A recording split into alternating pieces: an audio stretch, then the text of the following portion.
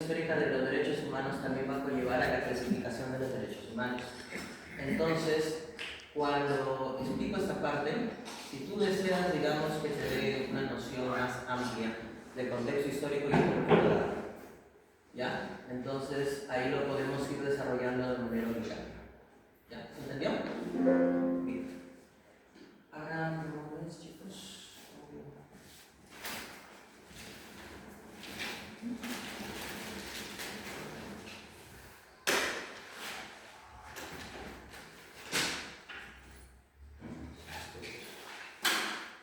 Buenos días con todos. Quien les habla es el profesor Antonio Yonjoy. Conmigo vamos a desarrollar el curso de Ciudadanía y Cívica. El tema que vamos a ver el día de hoy es el tema de la semana número 1, que es el ser humano y sus derechos.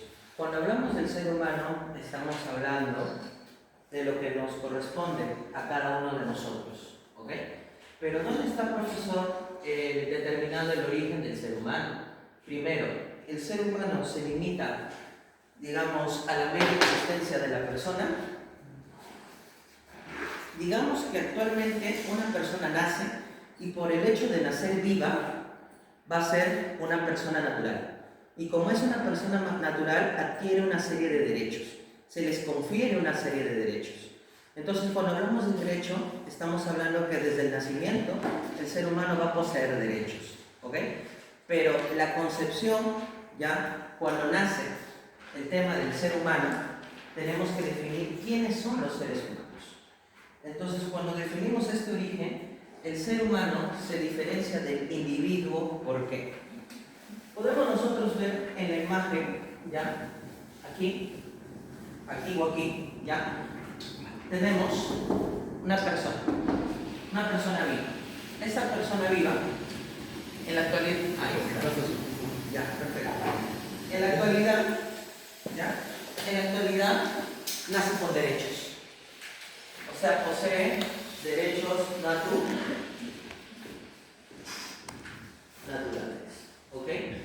Pero ¿en qué se diferencia esta persona que tiene derechos naturales, que es un ser vivo, que es un ser humano? ¿No? ¿Qué se diferencia el ser humano del individuo? Una cosa es ser humano, adquieres derechos, y otra cosa es individuo. ¿Ya? Otra cosa es individuo. ¿Es lo mismo o no es lo mismo? ¿Y por qué no? Ser humano e individuo, ¿es lo mismo o no es lo mismo? ¿Pero puede ser la misma persona o no puede ser la misma persona? Sí, puede ser la misma persona. ¿Pero en qué se va a diferenciar? Que el individuo es una persona que se orienta por sus impulsos básicos. Impulsos básicos. Por el mundo sensible. Mundo sensible. ¿Qué quiere decir mundo sensible? Que es el guía que se orienta a través de su ser y sentidos. Y por ende, ¿cuál va a ser su acción? El instinto ¿de qué? De supervivencia. ¿Todos tenemos instinto de supervivencia o no? Todos tenemos instinto de supervivencia. Entonces, ¿el ser humano es individuo? Sí. Es individuo cuando se orienta de sus impulsos básicos. ¿Ya? Y el ser humano ya es el sujeto de derecho. ¿Qué es el ser humano? El sujeto de derecho. Y como sujeto de derecho es un ser definido por Platón. ¿Cuál era la definición de Platón? Es un ser social. No, es un ser político por naturaleza. ¿Esto cómo se le conocía en término griego? Son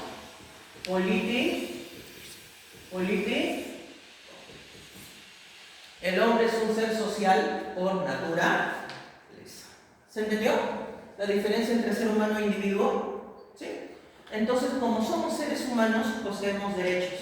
Y como poseemos derechos, nos integramos a una sociedad, nos integramos a una colectividad. ¿Ok? Y en esa interacción con la colectividad va a surgir con el tiempo la obtención de más derechos, porque el ser humano, para adquirir estos derechos, ha tenido que pasar por un proceso evolutivo. ¿Por qué? Porque en un principio era muy marcada las diferencias sociales, e incluso el primer sistema económico que guió a la sociedad fue el esclavismo. Entonces la sociedad era muy distante. Habían pocos que eran los que generaban riquezas y recursos, y había muchos que eran esclavos. Entonces se pasa por una serie de procesos históricos para la obtención de lo que actualmente conocemos los derechos humanos. O sea, ¿los derechos humanos es algo milenario o es algo que se ha ido conquistando a través del tiempo? Es algo que se ha ido conquistando a través del tiempo. ¿Y cuándo es que se van a establecer definitivamente para el alcance de todos los seres humanos? ¿Cuándo se da para el alcance de todos? A ver, colegio, quinto año secundaria. ¿Sí han llevado esos temas, eh? Dígame, ¿cuándo se da para el alcance de todos los derechos humanos? Se extiende. Ya, todos tengan derechos humanos. Por ser humanos. Por la Declaración Universal de los Derechos Humanos. Acuérdate cuando comprabas tus cuadernos, tus Justus, ya, o tus Stanford, tú ibas a la parte de atrás y estaba lo que eran los derechos. ¡Profe, estaba el himno! Ya, en cualquiera de los lugares estaba la proclamación de derechos y estaba también lo que era la parte del... ¿Ok? Entonces, ¿anotado esto? ¿Anotado? Bien. ¿Ya? Pasamos a la siguiente.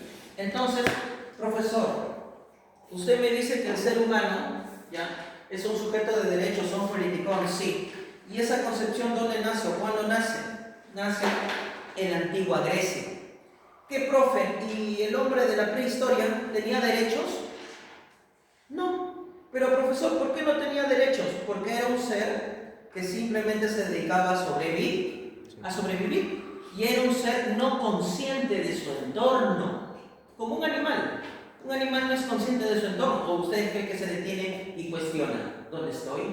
¿Quién soy? ¿Quién eres tú? ¿Quién soy yo? ¿Se cuestiona? No, simplemente sobrevive. Entonces, ¿cuándo va a nacer la concepción de humano? Cuando el hombre se comienza a cuestionar. Cuando el hombre se cuestiona, nace la concepción de humano. Si no se cuestiona, no hay raíz para determinar lo humano. ¿Ok? Entonces el ser humano, ¿cuál es su característica? Se cuestiona su existencia, lo que quiere decir que toma conciencia de su naturaleza. Y el hombre va a poseer, por ser humano, ¿ya?, dos tipos de formas, ¿ya?, de pensamiento. El hombre, ¿ya?, va a tratar de entender lo que le rodea, pero al no llegar a entender lo que le rodea, le va a dar un origen místico, le va a dar un origen divino. ¿Cómo es posible esto? No lo va a encontrar explicación. Ah, es un ente superior. Ah, es Dios. Entonces el hombre, por su naturaleza, ya le da un origen fantástico, un origen divino a lo que no llega a entender, a lo que no se explica. ¿Ya? Y el hombre cuando resuelve, porque acuérdense que el hombre, ¿ya?, también resuelve. Profe, no resolvemos. Cuando el hombre resuelve de manera práctica las cosas, ¿qué va a pasar? Va a surgir el aspecto material, el aspecto físico. Y es ahí donde nacen las dos primeras concepciones filosóficas. El idealismo y el materialismo. En la Grecia clásica, ¿con quién surgió el materialismo? Con Tales de Mileto, que dijo que el elemento principal de la vida y del mundo, ¿cuál es? El agua. ¿Ok? Entonces el materialismo, agua. ¿Y el idealismo con quién surge? Con uno de los tres genios de la antigua Grecia, de los que crean y desarrollan la filosofía. Uno no escribió nada, Sócrates. El otro plasmó sus pensamientos impropios como de su maestro, Platón. Entonces, cuando hablamos de idealismo clásico, ¿de quién estamos hablando? De Platón, que define que el hombre en su realidad y en su entorno tiene dos mundos: el mundo sensible, que es el mundo de las apariencias, y el mundo ininteligible, que es el mundo superior, que es el mundo divino. Entonces, cuando hablamos de materialismo, ¿de quién estamos hablando? De Tales de Mileto, ¿ya? Que va a ser el que le va a dar origen a la filosofía. Pero ¿quién lo desarrolla, lo expande? ¿Ya? Tenemos aquí a Platón. Pero muy curiosamente Platón va a tener un alumno destacado, que va a ser el padre de las 5 ciencias, y que no va a heredar ese carácter de idealista de su maestro, sino que se va a volver materialista. ¿Quién es? Aristóteles, apodado el Estagirita, maestro de un gran emperador, Alejandro Magno. ¿Ok? Bien, entonces tenemos idealismo y materialismo. Profesor, ¿está en cada uno de nosotros? Sí, está en cada uno de nosotros, pero cada quien tiene sus propias inclinaciones. Algunos son más materialistas y otros son más idealistas. Profesor, ¿qué? ¿Pero por qué causa se da esto? Incluso va a tener causas biológicas, ¿ya? Voy a dar algo somero, ¿ya? No voy a dar algo tan técnico porque el maestro es el especialista, el maestro Fran Alfaro, que nos está acompañando en la parte, ¿ya? En la parte exclusiva del palco, ¿ya? Algo general nomás, chicos, en la biología, ¿ya? Cuando el ser humano existe, evidentemente, ¿ya? Está compuesto por una serie de elementos, ¿ok? Y conexiones neuronales. Cuando el hombre comienza a desarrollarse, va justamente a haber diferenciadores en los neurotransmisores. ¿Por qué? Porque las mujeres van a estar más conectadas con lo que viene a ser las segregaciones hormonales, dopamina, oxitocina, y la mujer de por sí es un ser más sensible y auditivo. Entonces la mujer va a tener inclinaciones idealistas, ¿ya? En el caso del hombre es un ser que tiene que comenzar a conocer su entorno, a mejorarlo, a transformarlo. Históricamente lo sabemos. El hombre, ¿cuál es su mejor amiga? La mujer no se cede, era la piedra, porque a través de la piedra el hombre podía fabricar armas y con esas armas podía asegurar la supervivencia. Entonces el hombre de por sí era un ser más materialista, pero con el desarrollo de las ideas, las posturas, las nociones, ¿ya? ¿Qué va a pasar? Cada ser va a ir determinando sus inclinaciones, ¿ya? Entonces, ¿qué va a pasar? Tenemos el idealismo y tenemos el materialismo. El materialismo requiere justamente de la experiencia sensible, ¿ok? El caso del idealismo requiere analizar, ir más allá, analizar. Y Platón, ¿qué nos plasma? Nos plasma una idea muy bonita que se va a sintetizar en un mito. ¿Qué mito, profe? ¿Mito de Sísifo? No, el mito de la caverna. ¿Han escuchado sobre el mito de la caverna? ¿No? Ya les voy a explicar. ¿Ok? Entonces, el ser humano es una dualidad, para que lo entiendan. El ser humano, ¿qué es? Una dualidad, que posee idealismo y materialismo. ¿Cómo se conoce esto? Mundo ininteligible y mundo tangible. ¿Ok? Profe, ¿dónde lo tiene esa data? En la siguiente diapositiva. ¿Ok? Entonces vas anotando eso de allí, ¿ya? Un minuto, y te explico la siguiente diapositiva. ¿Ok?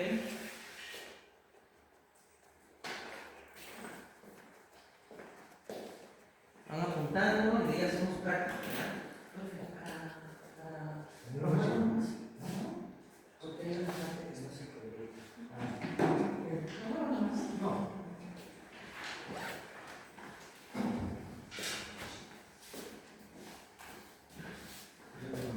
Por ejemplo, esto. Sí.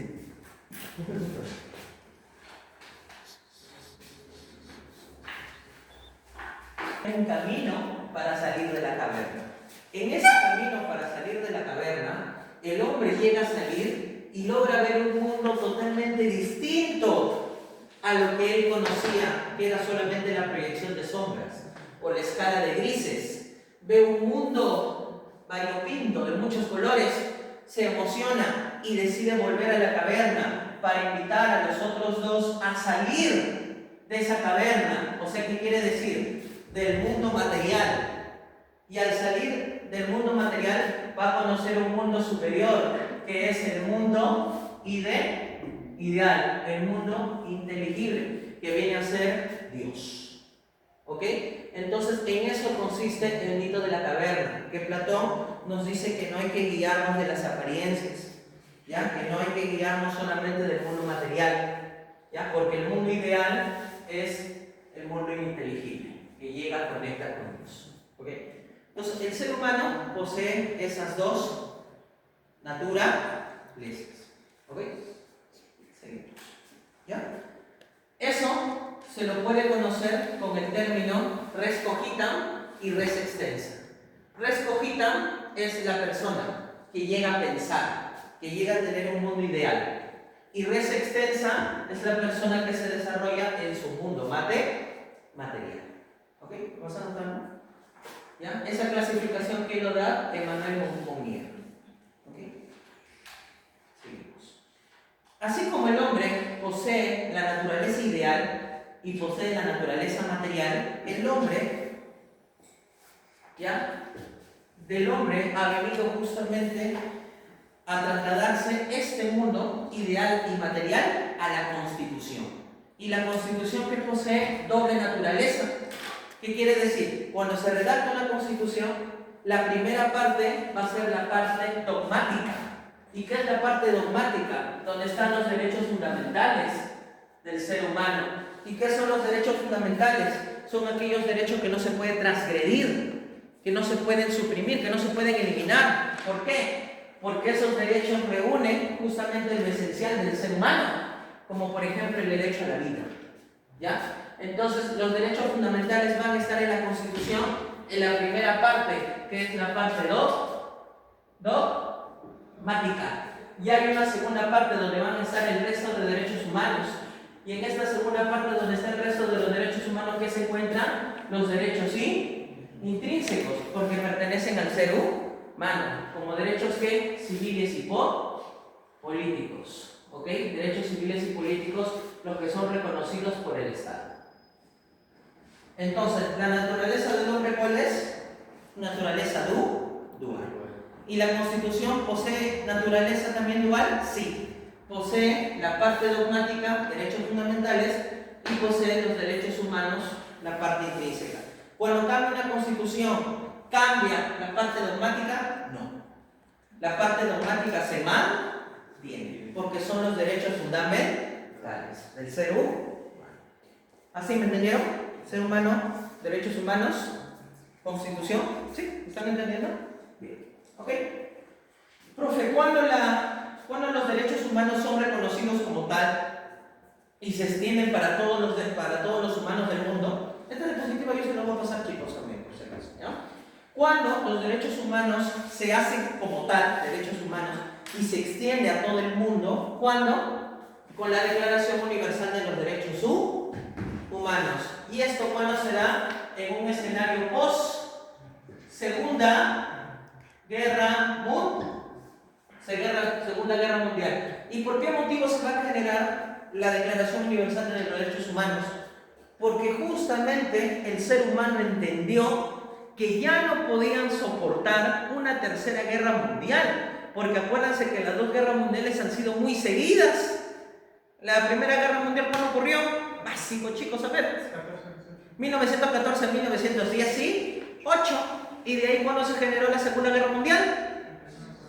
1939 hasta 1945. Que incluso algunos historiadores dicen que no han existido dos guerras mundiales, sino que es una gran guerra que fueron en dos periodos. Pero para la historiografía general son dos guerras mundiales en un mismo siglo XX.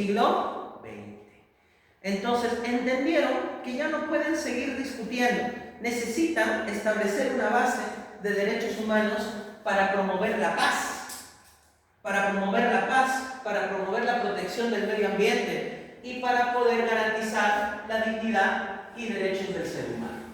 Entonces, estos estados van a suscribir esta declaración.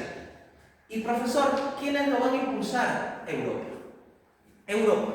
¿Y por qué lo van a impulsar? Porque anteriormente los franceses no se llevaban, por ejemplo, con los ingleses, porque históricamente habían tenido problemas por tener la hegemonía número uno, por ser la potencia número uno. Francia e Inglaterra durante muchos siglos se han sacado el ancho de manera de guerras, pero van a tener un enemigo en común que los van a hacer aliados. Y desde que triunfaron, gracias a la intervención de los Estados Unidos, es que ellos entendieron que no pueden seguir más con ese litigio. Y si antes un francés no puede estar en territorio inglés, ahora tiene que estarlo. Ciudadanía global. Entonces, con ese concepto nace, ¿qué cosa? Declaración de los Derechos Humanos y los derechos de tercera generación. Profe, ¿y cuáles son los derechos de las dos anteriores generaciones? Porque hay de primera generación y hay de segunda generación. Cuando hablamos de los derechos de primera generación, estamos hablando de los derechos que van a nacer tras la Revolución Francesa. ¿Y la Revolución Francesa qué va a hacer? Va a hacer culminar una etapa. ¿Cómo se llama esa etapa? Histórica. La Edad Moderna. Y va a hacer que surja la Edad Contemporánea. ¿Ok? Eso ya les voy a explicar ahora, ¿ya? En unos minutos. Chicos, los derechos humanos hay que entender sus características. Los derechos humanos van a tener una serie de características, como cuáles van a ser universales. ¿Por qué? Te lo expliqué. Es de alcance mundial, toda la humanidad. ¿Se pueden dividir? ¿Se pueden segmentar? No. Los derechos humanos son indivisibles, no se pueden suprimir, no se suprimen. ¿Se pueden comercializar? ¿Se pueden vender? Te vendo mi derecho humano. ¿Ya? No me mates, te compro el derecho a la vida. No. Inalienables. ¿Son interdependientes? Sí. ¿Se puede, digamos, eliminar un derecho humano por otro? ¿Sabes qué? Dejo el libre tránsito por el derecho a la vida. No me mates, pero déjame transitar libremente. Perdón, no me mates y ya, no voy a salir de la casa, me voy a quedar aquí para servirte. No, son interdependientes. ¿Se vencen con el tiempo? No se vencen con el tiempo, son imprescriptibles. Duran. Desde el momento en que nace el ser humano adquiere derechos. ¿Ok? Y a partir de los 18 años adquiere el derecho al sufragio, el derecho electoral, el derecho ciudadano, de elegir y ser elegidos. ¿Y a quiénes se les restringen los derechos ciudadanos? ¿A quiénes se les restringen los derechos ciudadanos? A las personas que están en prisión, a los toxicómanos, ¿ya? A los que están en un proceso de tutelaje, ¿ya? Y a las Fuerzas Armadas netamente para el derecho a ser elegidos, si están en actividad, derecho de ser elegidos. Pero ¿pueden votar? Sí pueden votar. Sí pueden votar. ¿Ya? Profesor, pero he visto militares que han postulado al Congreso. Esos militares son exmilitares, en calidad de retiro. ¿Los derechos humanos son progresivos? O sea, con el tiempo se van renovando, se van estableciendo. Sí, se amplían con el tiempo. ¿Y son dinámicos? ¿Surgen nuevos derechos humanos? ¿Pueden surgir nuevos derechos humanos? Sí, evolucionan. Ok, si quieren tomar apuntes ahí, 1 minuto, 2 minutos.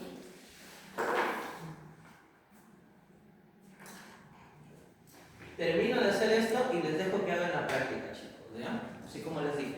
Teoría, práctica, teoría, práctica, teoría, práctica. Olivo, dime, amigo.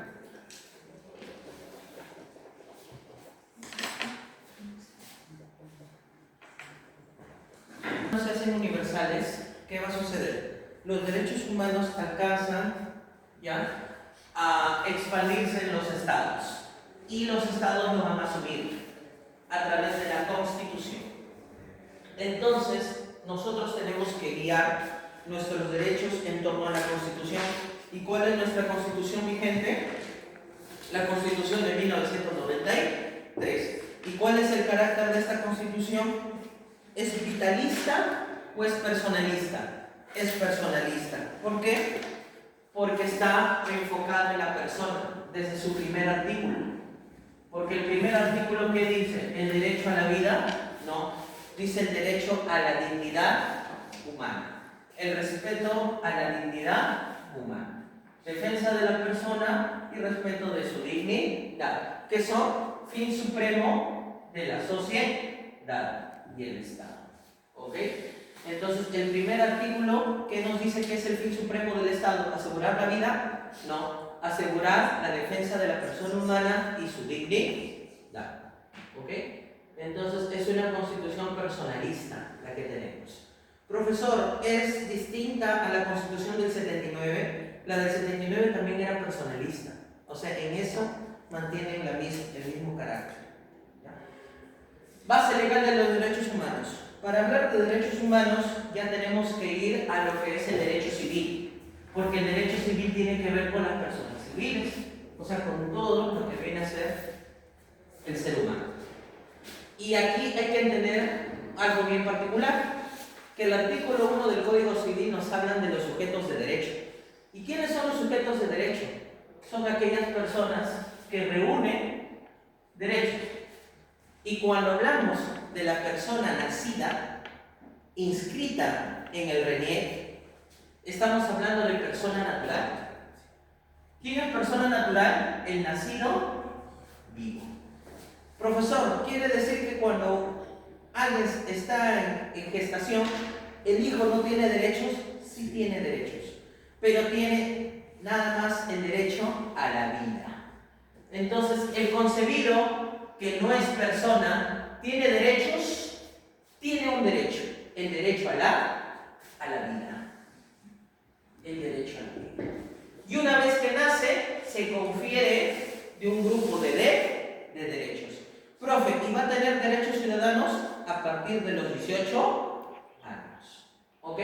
Entonces los derechos funcionan de esa manera. El concebido no es persona todavía, porque no nace, pero tiene derecho a la vida.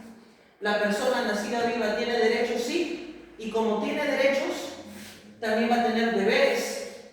Derechos y deberes como una moneda, cara y adverso, ¿ya? Caro sei. El ser humano tiene derechos. Y esos derechos se le confiere cuando ya, ciudadanos, cuando ya tienen más de 18 años, ¿ya? Y va a tener el derecho de ser elegido, de elegir y ser elegido, el derecho a la iniciativa legislativa, el derecho al referéndum y el derecho a la revocatoria. ¿Cuándo se hace la revocatoria? Con los políticos que hemos elegido. ¿Como quién? Alcaldes. ¿Ya? Profesor, ¿y cuáles van a ser los deberes del ciudadano? Es que el ciudadano no solamente tiene que decir mis derechos y mis derechos, también tiene deberes. Deberes de hacer cumplir, ¿ya? De hacer cumplir la Constitución, de proteger al Estado peruano, los intereses de la nación, sufragar en tiempos electorales y participar en la vida política. Entonces, así como tenemos derechos, también tenemos deberes. Profesor, ¿la persona solamente va a ser natural? No. También la persona cuando tiene 18 años se confiere de derechos ciudadanos y asimismo puede conferirse de derechos de personería jurídica. A partir de los 18 años tú puedes constituir una empresa, tú puedes constituir una organización sin fin de lucro. Entonces la persona puede tener una personería jurídica a partir de los 18 años. ¿Ok? ¿Y qué va a pasar? Por ejemplo, mira, la integración, personerías jurídicas, las marcas, ¿ya? Las marcas, las empresas, las ONGs, etc. ¿Ya? Profe, ¿revocatoria y remoción es lo mismo? No. Revocatoria es alguien que has elegido democráticamente. Remoción es el uso, ¿ya?, de poder retirar del poder a alguien que no se ha elegido democráticamente. Por ejemplo, ¿el Congreso puede retirar al presidente? ¿sí? Con una figura. ¿Cómo se llama esa figura? Que está en la Constitución. Cada rato se ha dado esa figura, chicos. Cada rato que se han estado sacando presidentes. ¿Cómo se llama?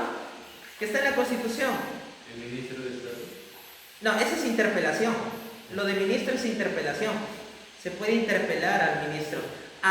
Mira, por ejemplo, el presidente tiene una figura de control. ¿Cómo se llama esa figura de control hacia el Congreso? El cierre del Congreso. El cierre del Congreso.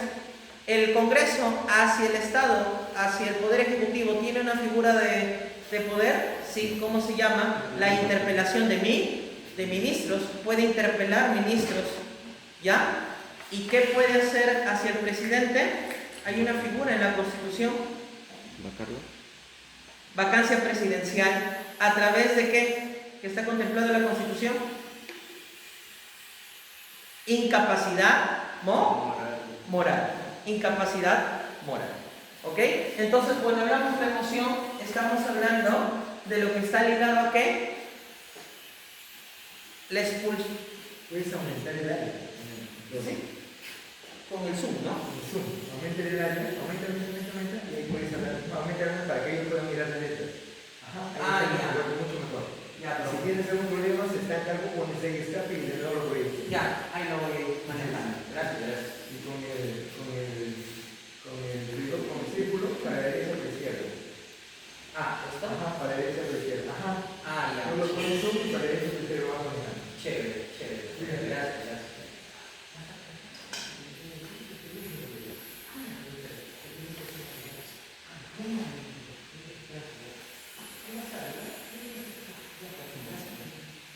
Ya, bien. ¿Dónde me quedé?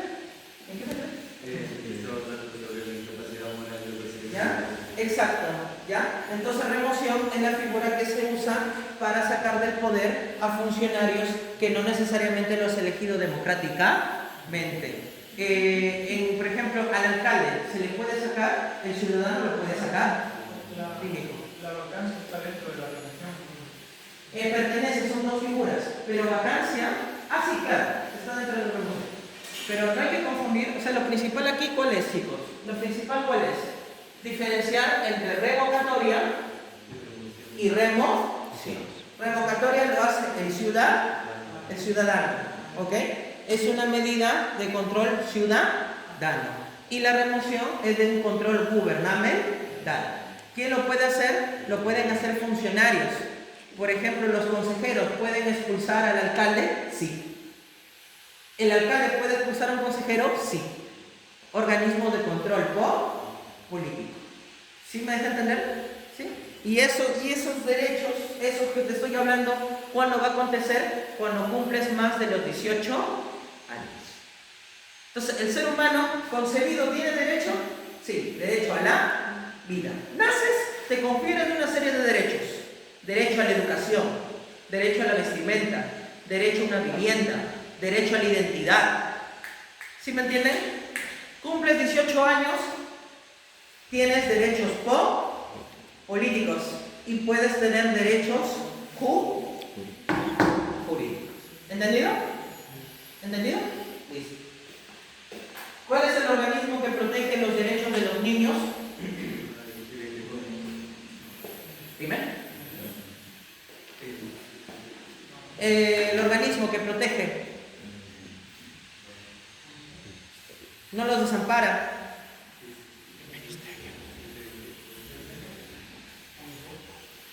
UNICEF. ¿Ya? Seguimos. ¿Ya? Seguimos para pasar a otro tema, chicos. ¿Ya? Pasar a otro ¿Y el tema. Indecopi? Dime. El Indecopi. Ese es del consumidor. Del consumidor, sí. ¿Ya? El ser humano y sus derechos. Chicos, los fundamentos filosóficos, ¿ya? Los fundamentos filosóficos. Estoy aprendiendo de a poquito, chicos, ¿ya? Pero es una herramienta que nos va a ayudar en la sesión, ¿ya? Sobre todo ahora que estamos en repaso, ¿ya? Bien, fundamentos filosóficos. Profesor, ¿cómo es que el ser humano, ya, se dan los derechos del ser humano? Algunos dicen, los derechos humanos surgen por lo mismo, misma capacidad de ser humano. Entonces, ¿de quién surge? De la persona y se proyecta hacia el Estado. Cuando dices que surge de la persona y se proyecta hacia el Estado, estás hablando de un derecho natural, porque le pertenece al ser humano. ¿Qué quiere decir? Que es anterior al Estado. Entonces, esos derechos, ¿en qué teoría se adjunta? A la teoría jus naturalista. Jus, derecho, naturales. Derecho, naturales. ¿De dónde surge el derecho? Del ser humano. Cuando dice los derechos están contemplados en la Constitución, en el papel. Si no está en el papel, no se considera como derecho. ¿Qué es? Jus positivista. ¿Qué es primero? Lo escrito, el derecho. ¿Ya? El derecho, ley escrita. Entonces lo que no está escrito no es derecho. ¿Ya? No es derecho. Teoría jus positivista. De ahí tenemos la teoría historicista, que los derechos son conquistados, son obtenidos a través del tiempo. Derechos obtenidos a través del tiempo, de la historia. ¿Ya? Y esto se contradice con la universalidad de los derechos. ¿Por qué? Porque cada pueblo, como tiene su propia historia, ¿ya? Va a obtener sus propios derechos. Derechos propios. ¿Ok? La teoría socialista, ¿qué nos dice? Que los derechos pertenecen a una élite que suprime los derechos de la mayoría. Y tenemos que quebrantar esa superioridad, esa jerarquía, para poder decretar derechos para todos. O sea, ¿qué dice la teoría socialista? Que tenemos que eliminar al Estado burgués. Y este Estado burgués tenemos que reemplazarlo ¿con qué? Con un Estado proletariado. ¿Y cuál va a ser el país que lo va a hacer? Rusia. Rusia. La misma que tras hacer su revolución rusa va a crear y establecer una serie de derechos que son los derechos de segunda ¿ok? Bien. Entonces, Estado proletario, ¿qué nos dice? Que los derechos pertenecen a la clase dominante, la clase explotadora, y la clase trabajadora tiene que luchar por sus derechos. Pero cuando luchan, conquistan, se establecen nuevos derechos sindicales. Y la teoría ético-moral, ¿qué nos dice la teoría ético-moral? ¿Ya? Que los derechos están contemplados, ¿ya? En lo que viene a ser el respeto de los derechos humanos y en base a la dignidad humana. ¿Por qué? Porque son exigencias morales. ¿Ya? Estos son los fundamentos. No se le toma foto, lo escribes. ¿Ya? Para pasar ya a la parte histórica. Y de la parte histórica, para que hagas tu práctica. La primera parte.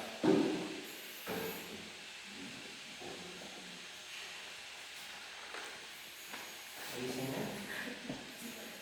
María tal vez ya lo saben ya acá pasamos a otro. ¿Sí? ¿Qué más?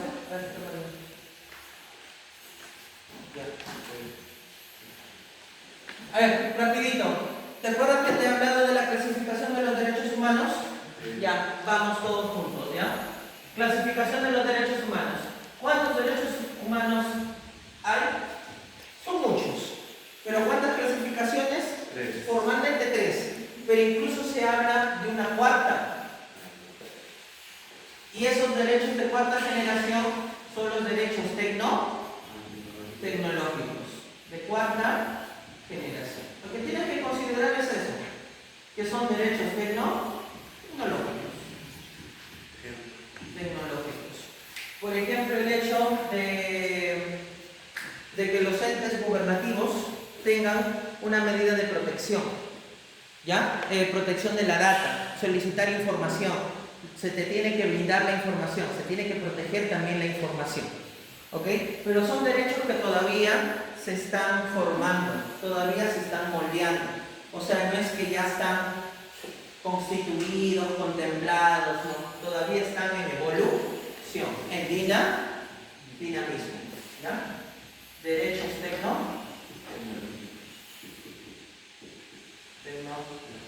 ¿ya? Ahora sí, vamos. Cuando hablamos de los primeros derechos, ¿de qué estamos hablando? De CIPOL, de los derechos civiles y políticos. Estos derechos van a nacer, ¿por qué? Porque el ciudadano ya se cansó de la explotación del rey. Y como el rey no respeta los derechos, entonces va a crearse revoluciones. Las revoluciones de las 13 colonias y la revolución burguesa de Francia. Ambas son revoluciones burguesas. Entonces, tras la Revolución Francesa, ¿qué va a pasar? Tras la Revolución Francesa se va a decretar los derechos del hombre y el ciudadano. El hombre y el ciudadano. Por ende, ¿qué van a surgir? Los derechos civiles y políticos. Y aquí ya no se puede mancillar la vida. Se cuida ¿qué? La vida, la integridad física, la libertad política, la libertad religiosa, el respeto por un sistema de poderes, el derecho a la nacionalidad y una serie de derechos más. Derechos de segunda generación, ¿cuáles son? Los derechos económicos, civiles y políticos. ¿Y por qué van a ser? Estos se van a formar tras la segunda revolución industrial. ¿Por qué? Porque en la revolución industrial se trabajaba, pero no se tenía derechos. No había derecho al descanso, no había derecho a las vacaciones, no había derecho a las gratificaciones, no había el tope de horas, no había 8 horas. La persona trabajaba 14 hasta 18 horas, 20 horas. Entonces, en ese contexto, en la revolución industrial, muchas personas proletarias morían. Y como había muchas muertes y no había una regulación, entonces la revolución industrial va a conllevar a que sea el pueblo quien tome el poder. Y ahí va a surgir ¿qué cosa? La revolución rusa, llamada la revolución proletaria, o llamada la revolución de las soviets. ¿Con quién? Con Nicolás Lenin a la cabeza. Entonces, ¿esto qué va a generar? Que sea el proletariado quien tome el poder. Y el proletariado que quería derechos laborales, se acaba la vida. Derechos laborales. ¿Qué quería? Derechos laborales.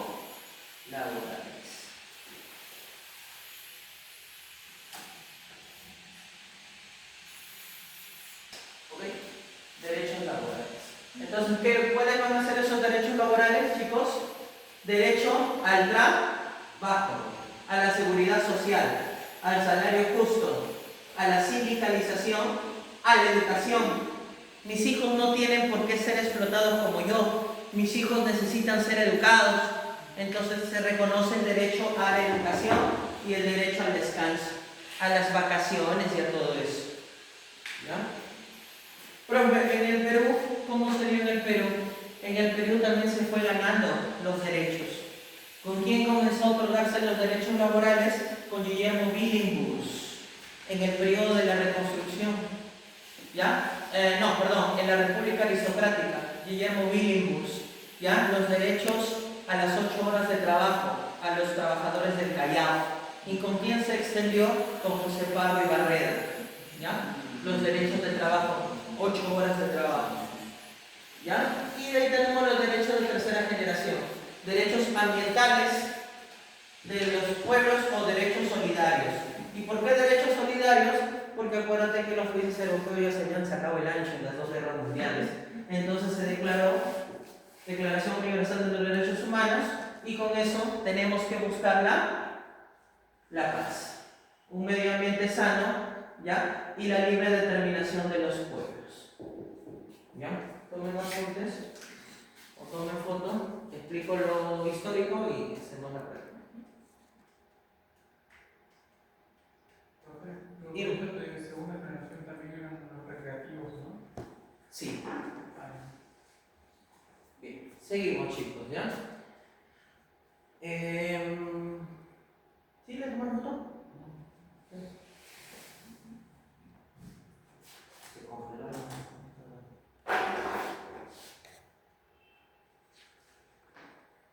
Ya, ahora esto ya está. Somero, ¿ya? ¿Cuándo se va a considerar la primera existencia de los derechos humanos? ¿Ya? Incluso antes que se llame derechos humanos, antes que se llame los derechos humanos, se da el surgimiento de una serie de derechos. El imperio persa era un imperio que en el siglo VI, V a.C. se estaban expandiendo por el Asia. Y en ese contexto, cuando un pueblo conquista al otro, automáticamente el pueblo perdedor se vuelve un pueblo de esclavos, un pueblo de servidumbre. Entonces, cuando Ciro, el rey persa, conquista a los pueblos automáticamente se van, huyen, porque conciben esa idea. Pero Ciro manifiesta que no los va a tomar prisioneros, que no los va a tomar esclavos. Y de esa manera, ¿qué hace? Establece el derecho a la no esclavitud y la libertad religiosa. Porque lo primero que se destruye son las expresiones religiosas de los pueblos. Entonces, ¿cuál es el antecedente oriental de la evolución de los derechos humanos? Los cilindros de Ciro. Es el más antiguo. De ahí tenemos los fueros españoles. Cuando hablamos de los fueros españoles en el siglo XI, los fueros españoles eran, digamos, en España estaba organizada, cada pueblo se autogobernaba. Entonces, en todo lo que es, por ejemplo, España, ya existían diversos condados, diversos reinos, y muchas veces solían discutirse entre ellos, pelearse entre ellos. ¿Por qué? Porque todavía no es España, simplemente son expresiones culturales, como en el Perú. Por ejemplo, en el Perú milenario han sido muchas las expresiones culturales, tenemos muchas expresiones de cultura, no era algo unificado. Ya con los reyes católicos es que va a venir el término español, porque antes de eso eran reinos, eran condados.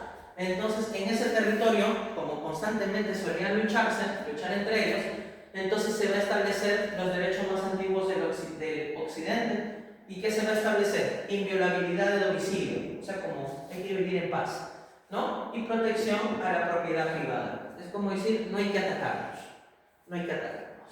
Después tenemos la Carta Magna. Cuando hablamos de Carta Magna, petición de derecho y habeas corpus, estamos hablando de los derechos ingleses.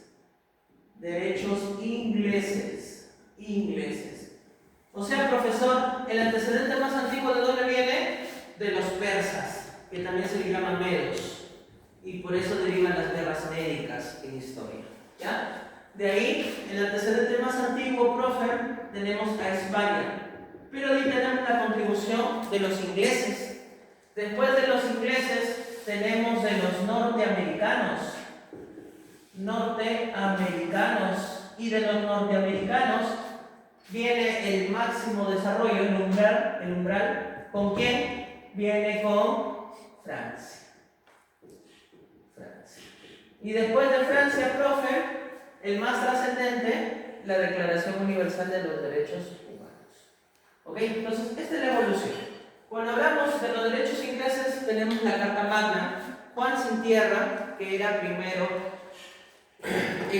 Juan había sido rey, ¿por qué?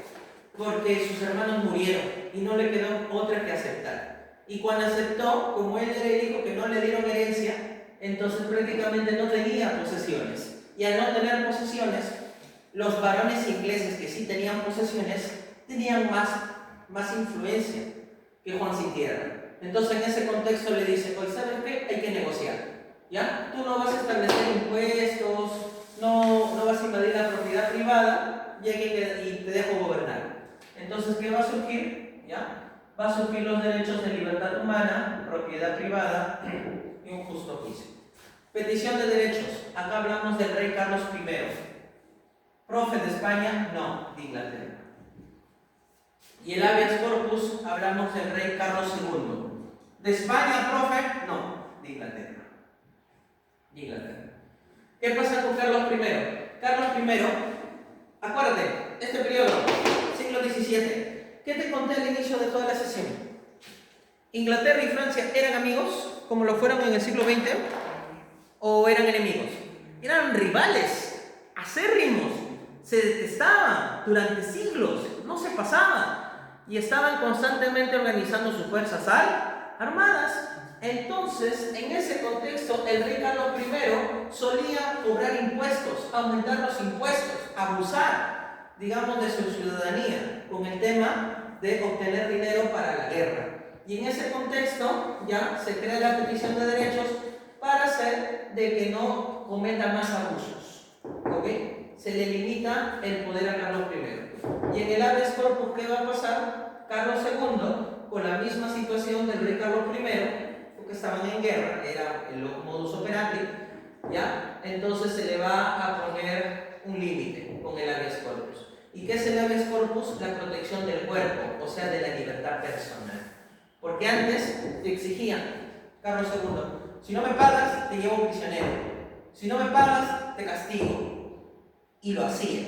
Entonces, para frenar ese atentado contra el cuerpo, ¿ya? Se da el habeas corpus. De ahí tenemos en Norteamérica. Acuérdate que en Norteamérica estamos hablando de los estados que se van a independizar de Inglaterra, ¿ya? Y el primer estado, el más referente, es Virginia, ¿ya? ¿Y qué va a pasar? En Virginia se va a establecer las bases del estado moderno, con el principio de la separación de poderes, ¿ya? Y aquí se va a velar por el derecho de la libertad. Acuérdate que los Estados Unidos, que de ahí deriva, los Estados Unidos, ¿cuál es su valor máximo? El valor de la libertad. Ellos lo que defienden es el valor de la libertad, ¿ya? Entonces, libertad política, libertad de credo. ¿Qué es credo? Pensamiento. El derecho a la insurrección. Un tirano gobierna, hay que votar, ¿ya? Y esto se va también a expresar en la Declaración de Independencia de los Estados Unidos. Libertad religiosa, derecho a la igualdad, ¿ya? Seguridad personal y derecho a la felicidad. ¿Ok? Y por último, la Revolución Francesa, que viene a ser los derechos civiles y políticos más importantes, base de las constituciones. De Francia se deriva el poder. ¿Ok? Eso es, chicos, lo de hoy. Van a resolver hasta el número 25, ¿ya? Hasta el número 25. 10 minutos. A él, persona individual. Derecho a la vida. Libertad de pensamiento. Libertad de credo. Derechos civiles y políticos. Después, este hombre va a ser familia. Y cuando el hombre hace familia, ¿qué tipo de derechos van a ser? ¿Ya? ¿Qué tipo de derechos van a ser? Acuérdate del tema anterior. A ver. Chicos. Voy a abrir de nuevo la diapositiva.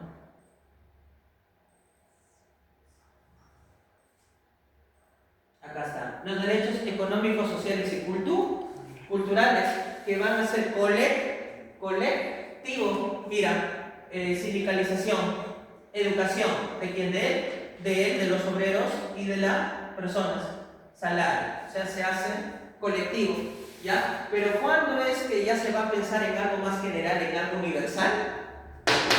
Derechos de tercera generación, derechos de solidaridad. Entonces, entiéndelo así, derechos de primera generación, el hombre solo, derecho a la vida, libertad de pensamiento, libertad religiosa, todo lo que me confiere a mí como ser humano, solo.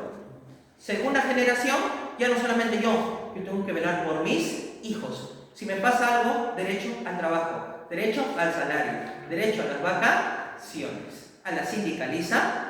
¿Sí me estoy dejando entender? O sea, de lo particular a lo general. ¿Ok? Derechos de tercera generación. Ya no solamente por mí ni por mis hijos, sino por todos.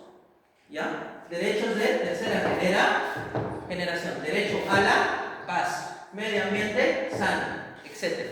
Y derecho de cuarta generación, pues ya no solamente hablamos de mí, de ellos, de ustedes, sino que ya es una ciudadanía global. Entonces es un derecho a la tecnología.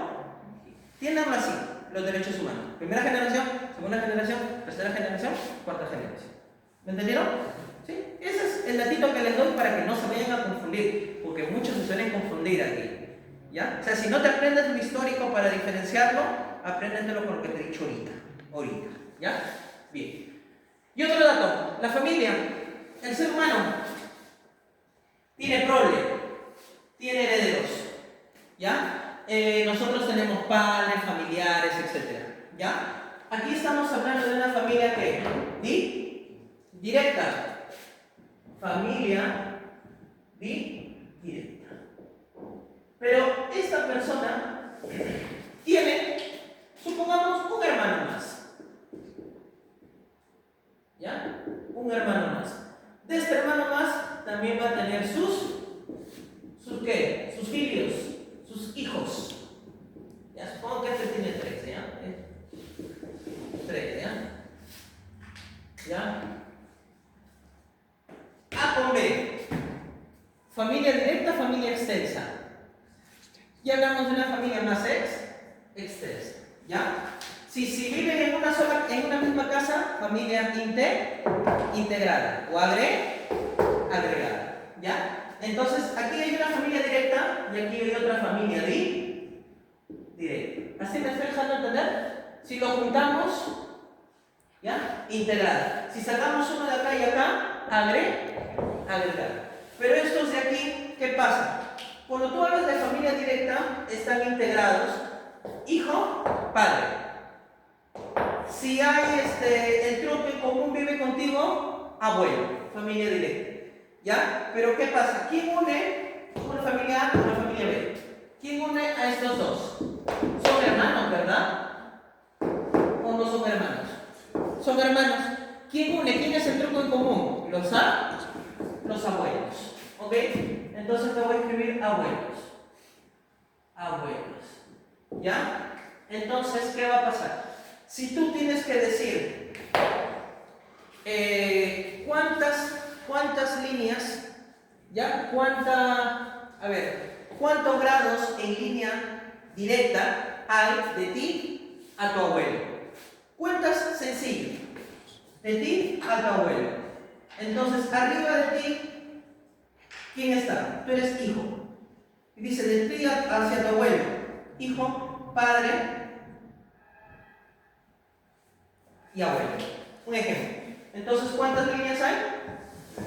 3. ¿Ya? Y si tienes que contar, mira, si tienes que contar hacia lo que es el tío, tienes que tomar el tronco en común. No sé si me estoy dejando entender. O sea, tengo, por ejemplo, ¿qué me une a mí con mi primo? A mí con mi primo, ¿qué me une? ¿Qué línea colateral soy? Cuentas al padre, primer grado. Después, ¿a quién vas a contar? Al abuelo. ¿El abuelo qué sería? 2. De ahí, ¿a quién cuentas? Al papá de tu primo. 3. Tercero. Y de ahí a tu primo. 4. O sea, cuando es en línea colateral, de acá para allá, ¿a quién tienes que contar? A los troncos en común. A los troncos en común. Por ejemplo, tú con tu primo. ¿A quién cuentas primero? No. ¿A quién cuentas primero tú con tu primo? Acá está. ¿A tú? A tu padre. De tu padre al tronco en común. ¿Quién es el tronco en común? El abuelo. Después bajas al tío. Y por último tú, tu primo. Cuando es colateral. Va así pues. Va así. Y cuando es directa, tú y tu padre y tu abuelo. Hay dos líneas. Y si es tu bisabuelo, serían tres líneas. O sea, cuando es familia directa, va de manera vertical. Y cuando es familia extensa, va tipo montañita. A ver, vamos nuevamente. Tú ¿con quién? Con tu prima, ya, con tu prima. ¿Hija de quién? Del hermano de tu papá. ¿Ya? Entonces, ¿a quién cuentas primero? ¿Con quién te une? Tu papá. Di a quién te une. Abuelo. ¿Ya? De ahí bajas al tío. Y de ahí la prima. Cuentas así, en manera montañita. Y si es tu abuelo, de ti a tu bisabuelo, ¿quién está arriba de ti? Padre. ¿Del padre? El abuelo. ¿Del abuelo? Bisabuelo. ¿Cuánto hay? Cuenta. 1, 2, 3. ¿Me deja entender? ¿Sí? Ya, listo. ¿Ya? Borra. Eso lo tienen que... ¿Ya? No sé, ¿dónde está la monja? Que pueden ahí ir desprendiendo. Y hay preguntas que son así creadas, que son así, de Toledo, de García. ¿Ya?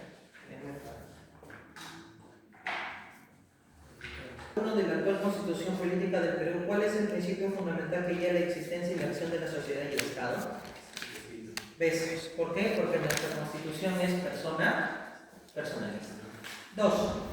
Identifica las características fundamentales propias de la naturaleza de los derechos humanos. ¿Son inalienables? Sí. ¿Son universales? Sí. ¿Son temporales? No. ¿Son dinámicos? Sí. ¿Son imprescriptibles? Sí. ¿Ya? ¿Ves? 3. Casa. Muy bien. 4. Beso. ¿Qué surge la primera generación? ¿En dónde surge? ¿Con qué acontecimiento histórico? La Segunda Guerra Mundial. La primera generación, ¿no? No, la primera generación con la Revolución Francesa. La segunda generación con la Revolución Rusa. La tercera generación con la Segunda Guerra Mundial. A ver, repito. Ahí se confunden bastante, pues. ¿Ya? A ver, primera generación. Revolución Francesa. Segunda generación. Revolución Rusa. ¿Por qué? Por lo que había generado la Revolución Industrial. Los abusos, excesos de la Revolución Industrial que generó la Revolución Rusa. Tercera generación. Segunda Guerra Mundial. ¿Y se creó qué cosa? Los derechos universales de los derechos humanos. En la primera generación, ¿qué se creó? Los derechos civiles y políticos, ¿ya? La declaración de los derechos del hombre y del ciudadano, a través de la proclamación de los derechos del hombre y del ciudadano. Primera generación. ¿Ok? Bien. Y cuarta generación son los derechos tecnológicos. Eso, chicos, me pasan, ¿verdad? No me van a decepcionar en el examen, ¿no? Ya. 5. Casita, muy bien. 6. Casita, muy bien. 7. Beso. 8. Beso. 9. Bien. Casa. 10. 10 será, espérate. 10. Enano dices. ¿Será enano? Dado. Muy bien. Dado. Sí, ¿saben por qué no? ¿O quieren que les explique? Sí, ¿no? Sí saben. Ya. 11.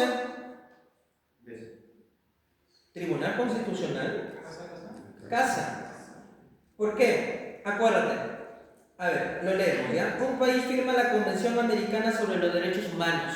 La Convención Americana de los Derechos Humanos, contemplado por la OEA, Organización de los Estados Americanos. ¿Qué pasa? Los derechos humanos se reconocen, ¿ya? Y esta comisión se va a crear, ¿ya? Que va a ser la Comisión Interamericana de Derechos Humanos con las iniciales de CIDH, ¿ya? Que va a tener su sede en San José de Costa Rica, ¿ok? De allí, ¿qué pasa? Si el Estado peruano no respeta tus derechos humanos y te da una respuesta negativa, tú puedes ir a la Corte Interamericana de Derechos Humanos, ¿ok? Y el fallo es inapelable. ¿Qué quiere decir? Que el Estado lo tiene que aceptar. Derechos supranacionales. Se llaman derechos supranacionales. ¿Qué quiere decir? Que va más allá de la nación. ¿Ya? ¿Cuál es la sede de la OEA? La sede de la OEA, Washington, D.C. Washington, D.C. Cóprenlo. Washington, D.C. ¿Ok? Y de la ONU, New York. Los Estados Unidos. Ya, 11 casita. ¿Ya? 12. Beso. También conocido como derechos sociales, económicos y culturales. Segunda generación, conocido como derechos sociales, económicos y culturales. ¿Y primera generación? Civiles y políticos. Bueno. ¿Ya? Tercera generación del trabajo. ¿Ya? 12. 13. Beso. Muy bien. 14. 14 es enano, pero vamos a corregir un poquito la redacción ahí, ¿ya? Un trabajador despedido injustamente por un trabajador es despedido. Agrégale el es. Injustamente por expresar una opinión crítica contra su empleador. Punto. El primero solicita, agregas el primero. El primero, y diría el texto, el primero solicita el derecho, él. El primero solicita él, el derecho fundamental de ser. Y borras esta, dice esta, lo borras. De ser reincorporado. ¿Ya? Punto. Y en la pregunta,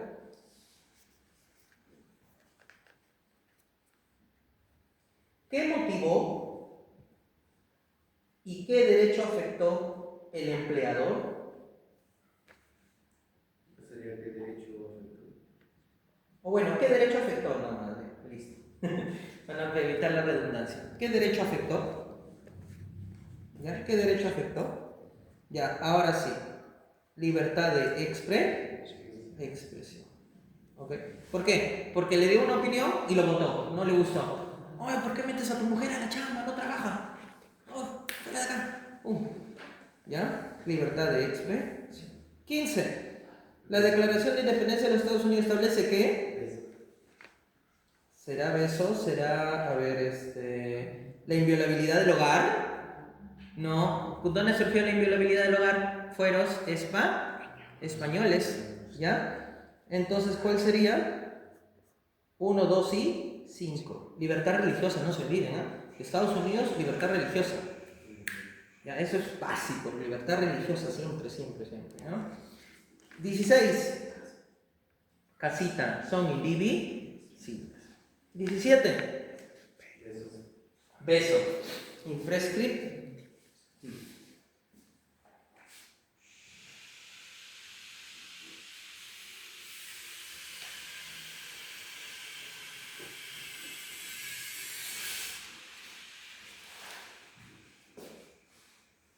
Ya. ¿En qué número estamos? 17. 17, sí. 17, chicos. Beso imprescriptible. Seguimos. 18. Beso. Será, no corresponde. No corresponde. Y dice, no corresponde. No corresponde. Acuérdate, derecho a la vida civil primera generación. Primero yo. Vivir, no, como si fuera mi vida.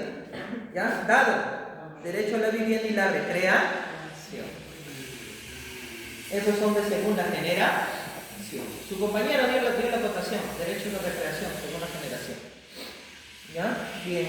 18, dado. 19. Beso. Muy bien.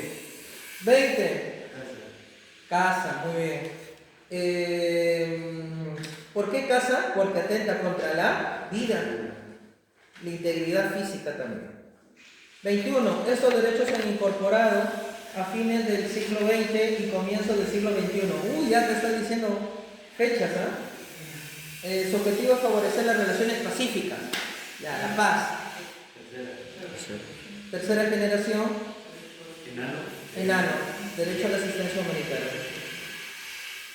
Ya. 22. ¿Será sociales y económicos? A ver. Los derechos referidos a la libertad de tránsito, de propiedad, de igualdad ante la ley, de conciencia, de opinión y de información en la Constitución Política forma parte, acuérdate, son los primeros derechos. Capítulo 1. Capítulo 1, te lo mencioné. Que no se pueden eliminar. Derechos fundamentales. Acuérdate, la dualidad de la Constitución. ¿Se acordaron? Nada, ya. ¿Se acuerdan al inicio de la clase? Ya, derechos fundamentales. Ya, ojo, no se pueden eliminar. Se pueden suspender, sí, por régimen de excepciones, pero no se pueden eliminar. 23. Avión, muy bien. 24. Avión, muy bien. 25. A ver. En el Perú las primeras 5 millas del mar siempre han sido de actividad pesquera, ¿cierto? ¿Ya? Para los pescadores artesanales. Sin embargo, en 2013 se amplió esa zona exclusiva hasta la milla 10. ¿Por qué motivo? A ver, afectando a la pesca mediana y mayor escala. O sea, alteró lo que ya estaba dado. Por lo cual, a inicios de 2017 el Poder Judicial declaró inconstitucional el decreto supremo. Claro, no va, lo anuló. El proceso seguido. ¿Ya? ¿Fue correcto o no fue correcto? Sí, fue correcto. Entonces podría ser la A, podría ser la C, podría ser la E. ¿Ya?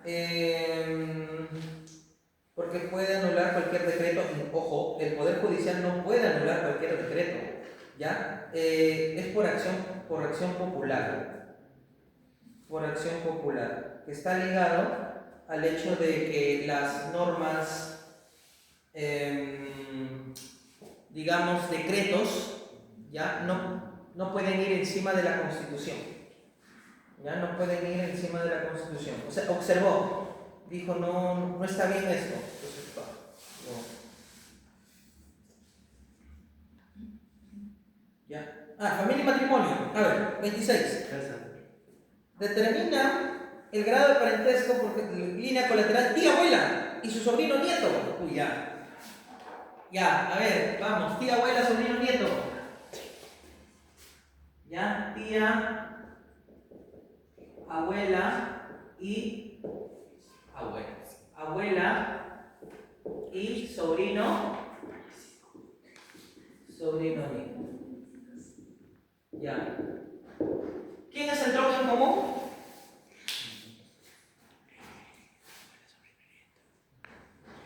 Tía, abuela. ¿Se marearon? No sé qué casa.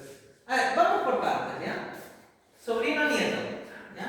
Sobrino nieto, el sobrino nieto, SFN, ¿tiene qué cosa? Un papá. Tiene su mamá. ¿Y de la mamá qué hay? El abuelo. La La abuela. abuela. ¿Y la abuela tiene? Hermana. Eco. ¿Y la abuela tiene su hermana? ¿Y esta hermana qué es? La tía abuela. La tía Abuela. La C. ¿Ya? Entonces, ¿cuál sería? A ver, vamos de nuevo con el sorteo, ¿ya? El ancestro común desde el sobrino nieto, ya. Sobrino nieto, ¿qué tiene el sobrino nieto? Su mamá. Su mamá tiene la A. De su mamá viene la abuela, ¿ya? Sobrino nieto, dice. Sobrino nieto, ¿ya? Del abuelo tiene la hermana. Ahí estamos a la abuela. Y de ahí vuelve al sobrino. Sobrino nieto, pues. Sobrino nieto. 1, 2, 3, 4. Cuarta genera. Es que no es sobrino nieto directo, pues. O sea, perdón, no es nieto directo. ¿Ya? Listo. 27. Poliginia. ¿Qué es poliginia? ¿Qué es poliginia? Poligamia y poliginia. ¿Qué es poligamia y qué es poliginia? Una persona tiene más de un cónyuge. ¿Más de un qué? Cónyuge. Ya, pero ¿en qué se diferencia poliginia y poli...? Ya, poliginia, muchas mujeres. ¿Te acuerdas la canción Titi me preguntó? Ya, tiene muchas mujeres. Poliginia. Y poliandria. Andro, hombre.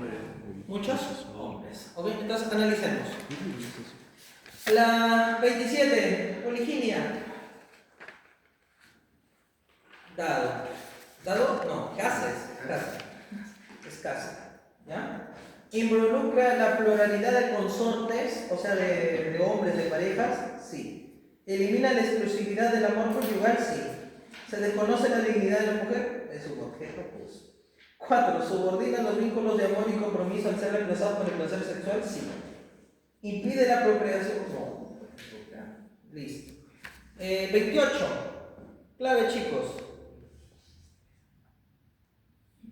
Poliandria, ¿ya? Se considera contrario a los principios fundamentales. ¿Impide la procreación? No. Puede tener hijos.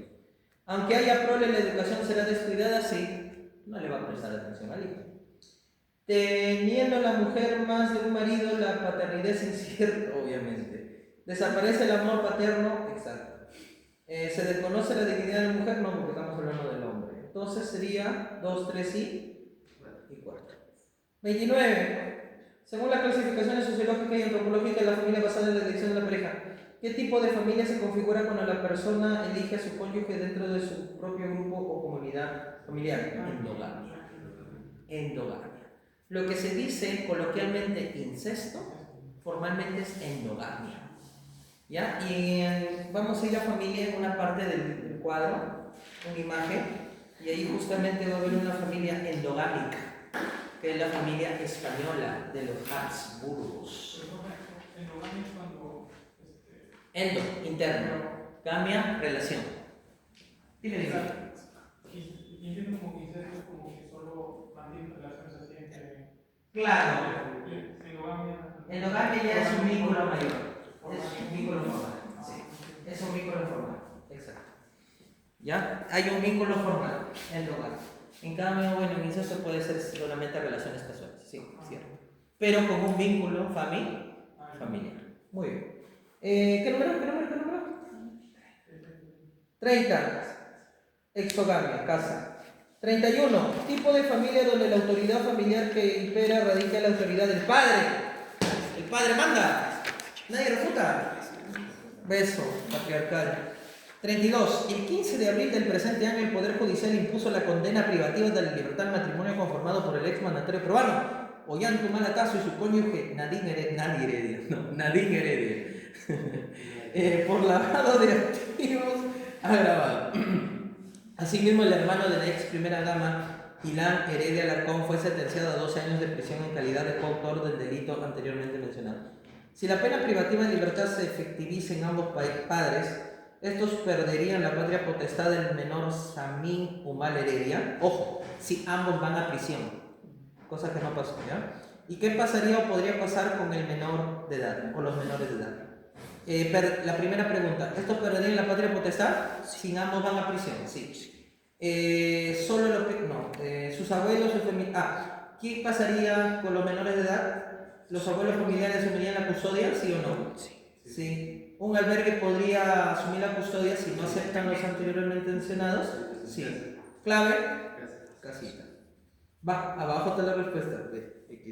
Ya, 33, chicos. ¿Todavía no lo han hecho? A raíz de la pena privativa efectiva de libertad al matrimonio Humala Heredia, si ambos padres fueron recluidos penalmente, ¿cuál sería o serían las posibles desventajas que afrontaría la familia nuclear? Pérdidas de estabilidad emocional y afectiva para los menores, ¿sí? Ya que le van a hacer un bullying tremendo, ¿no? Ruptura de la estructura familiar, sí. Dificultad económicas derivadas de la ausencia de los progenitores, sí. Riesgos de estigmatización social, sí. Todas.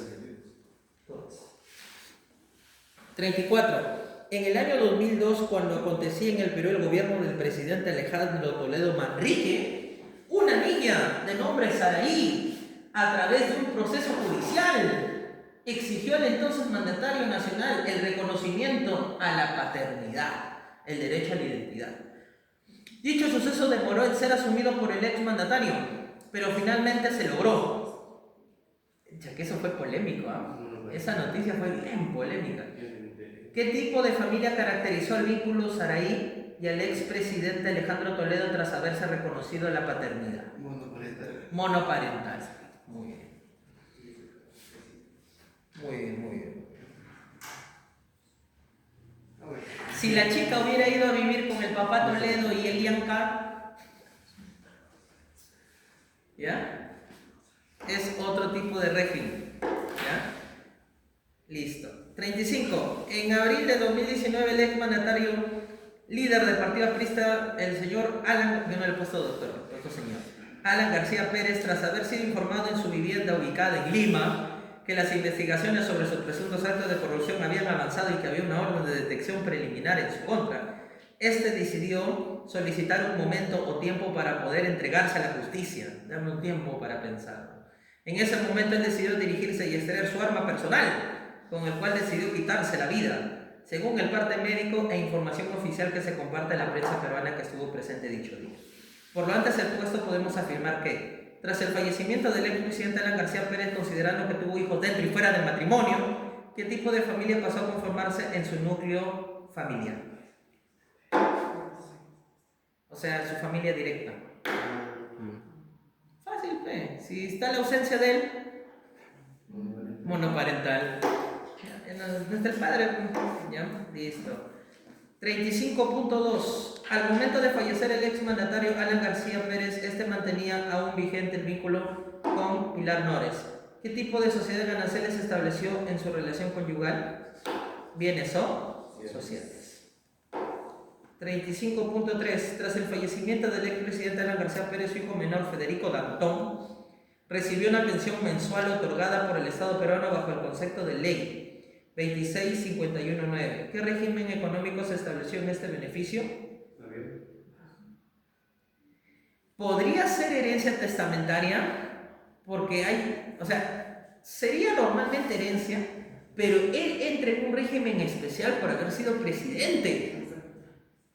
Casa, pensión vitalicia por servicio presidencial. ¿Por qué? Porque él como expresidente recibía un sueldo. Y ese sueldo, si tiene un hijo menor desamparado, va para ese hijo. Pero eternamente no, hasta que cumple la mayoría de edad. ¿Ok? 35.4. Tras el fallecimiento del expresidente peruano García, su esposa Pilar Nores asumió la responsabilidad completa de la crianza. Sí, peso. ¿Ya? Peso. ¿Ya? Pero, sí, peso. Ya, pero ¿qué hubiera pasado si el menor de otra madre hubiese llegado a ser criado de niño, porque era niño, hubiese llegado a la casa de Pilar Nores? Hubiera sido una familia ensamblada. ¿Ya? 35.5. Cuando el exmandatario del Perú, Alan García, reconoció públicamente a su hijo Federico Dantón, nacido fuera de su matrimonio, ¿qué derecho fundamental se garantizó hacia el menor? Derecho a la identidad. ¿Ya? 36. Del presente linaje familiar podemos manifestar. ¿Se ve o no se ve?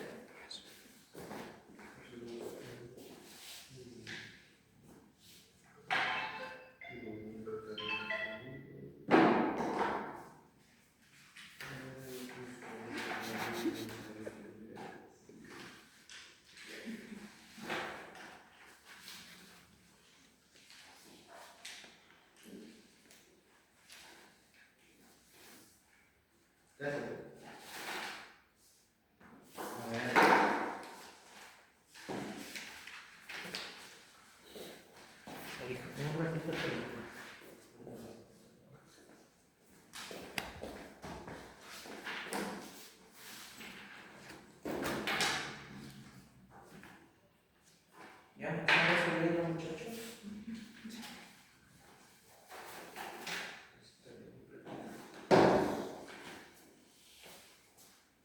La consanguinidad que une el rey Carlos I de España y V de Alemania con su abuela, la reina Isabel I de Castilla. Casa, segundo grado en línea recta. ¿Por qué? Mamá y abuela. 36.2. En el árbol genealógico, el vínculo de Felipe III con su padre, Felipe II, es avión. Primer grado en línea recta. 3. Carlos II fue el último rey español de la dinastía Habsburga. ¿Cuál es el grado de consanguinidad que lo une con Felipe II? ¿Cuál es el grado? Tercer grado en línea recta. 4. De acuerdo al esquema, si tuviéramos que... Amigo, estoy dictando, estamos media hora. 36.4. De acuerdo al esquema, si tuviéramos que calcular el grado de consanguinidad entre Carlos I de España y quien fue su tío, hermano de su mamá. ¿Ya? ¿Mamá? ¿Qué une? Segundo grado, línea colateral. No, espérate. ¿Mamá? ¿De ahí quién los une? abuela. De ahí el tío. Tercer grado en línea colateral. ¿Sí lo entendieron? Sí. Acuérdense, va como montaña, pues, así. En cambio el otro es en línea recta. ¿Ya? 36.4, 36.5. Relación de parentesco entre Felipe IV y Felipe II se establece por. Se tiene que guiarse la imagen. Es dado. Línea recta segundo grado. ¿Ya? 37. Dentro del régimen de sociedades gananciales, ¿ya? Ciertos bienes adquiridos durante el matrimonio son considerados bienes sociales. Es decir, pertenecen a ambos cónyuges. Porque acuérdense que hay la unión unixoide. ¿Qué es eso? Que se integran, se vuelven uno. O sea, con el matrimonio, una familia se integran dos y se vuelven una sola familia. ¿Ya? 37, ya. ¿Cuál de los siguientes bienes forman parte de las sociedades gananciales según el Código Civil peruano? Las indemnizaciones, sí. La compensación por tiempo de servicio, sí. Las rentas por derechos de autor, sí. ¿Ya? Las multas, herencias, no. ¿Ya? Multas, herencias, no. ¿Ya? Porque esos son bienes propios, pues. A ti te multan, ¿por qué? A tu nombre, ¿ya? ¿Por qué? Porque hiciste una infracción de tránsito. No lo va a pagar tu esposa, lo tienes que pagar tú. ¿Ya? Las herencias también es personal. ¿Sí me entendieron? Es personal, aún estén casados. Sí. Pero por un tema de seguridad, muchas veces lo suelen pasar a otras personas. Sí, porque una vez que muere esa persona, así tenga bienes heredados, ya de ahí pasa la pareja. Sí. Pero en vida le pertenece. ¿Ya? 37 ya está, ¿no? Ya, 38. Avión. La curatela. Tutela y curatela. Diferencias. ¿Es lo mismo tutela que curatela? Tutela viene de tutor.